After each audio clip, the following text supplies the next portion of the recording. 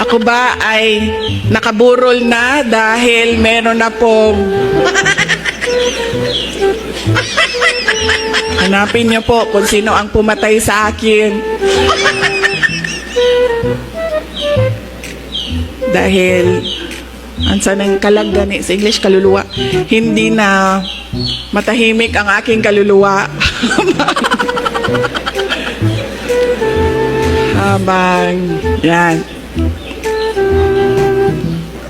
Ay, malapit po ako sa mga hayop. Totoo, walang biro. Lagi po akong, hindi ko alam kung bakit.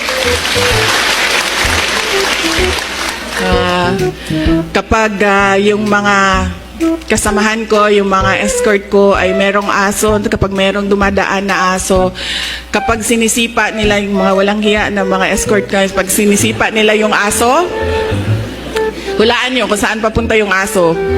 Sa akin, ilang beses na ako tinamaan ng aso na sinipa ng kasama ko.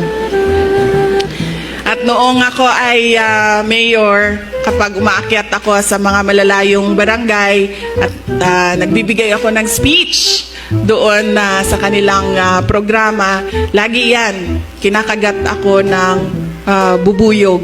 Noong una, nagre-react pa ako dahil pagkagat masakit, lalo na yung native na bubuyog, masakit talaga, mabilis mamula at mabilis lumaki, nagre-react pa ako.